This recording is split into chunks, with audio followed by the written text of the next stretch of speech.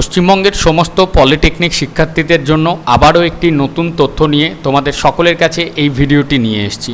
সর্বপ্রথম তোমাদের সমস্ত ফার্স্ট ইয়ারের যে সমস্ত স্টুডেন্টরা ছিলে, এখন তোমরা সেকেন্ড সেমিস্টারে পড়ছো, তো আগামীকাল রাত্রের দিকে তোমাদের ফার্স্ট সেমিস্টার যেটা এপ্রিল মাসে হয়েছিল 2022-এর এপ্রিলে, সেই রেজাল্টটা প্রকাশ করা হয়েছে।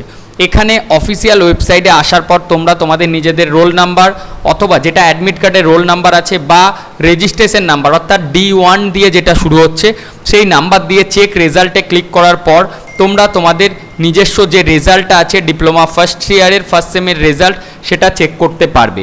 এরই মধ্যে আমি কিছু বিষয় তোমাদেরকে বলে দিচ্ছি যেটা গুরুত্বপূর্ণ বিষয় অবশ্যই প্রত্যেকটি স্টুডেন্টদের জন্য। রেজাল্টের মধ্যে বেশ কিছু এখানে এই যে নোটিশটি তোমাদের প্রকাশ করা হয়েছে, যেখান থেকে দেখো এটা না, মেরিট লিস্ট অফ ক্যান্ডিডেট, এটা আলাদা। তোমাদের যে রেজাল্ট তোমরা চেক করছো সেই রেজাল্টের ক্ষেত্রে বেশ কিছু এরর স্টুডেন্টরা শো করছে, যেমন তাদের অনেককে ফেল দেখাচ্ছে, অনেককে ইনকমপ্লিট দেখাচ্ছে।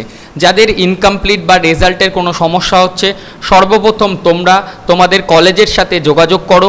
কলেজের পক্ষ থেকে অবশ্যই সেই রেজাল্টটি রিভিউয়ের বিষয় দেওয়া হবে এবং বাকি যে পরবর্তী পদক্ষেপ সেটা নেওয়া হবে।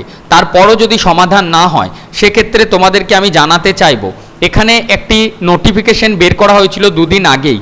এই যে নোটিশটি তোমরা দেখছো, এই দুটি মেল আইডিতে তোমরা তোমাদের নিজেদের ডিটেলস বা যেটা তোমাদের সমস্যার কথা, রেজাল্ট ইনকমপ্লিট হওয়ার পরও যদি কোনো কলেজ থেকে তোমরা সহায়তা না পাও, সেক্ষেত্রে তোমাদের প্রত্যেকটি স্টুডেন্টের যা সমস্যা হবে সেই সমস্যার কথা helpdesk@webscte.co.in এই মেল আইডি এবং report@webscte.co.in এই ইমেলের মধ্যে মেল করে জানাতে হবে।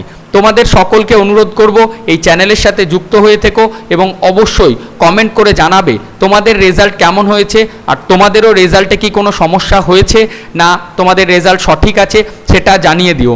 এই যে কারেন্ট সেকশনে এসে ক্লিক করলি exam.webscte.co.in এই ওয়েবসাইটে এসেই তোমরা তোমাদের নিজেদের রোল নাম্বার অথবা রেজিস্ট্রেশন নাম্বার দিয়ে নিজেদের রেজাল্টটি চেক করতে পারবে।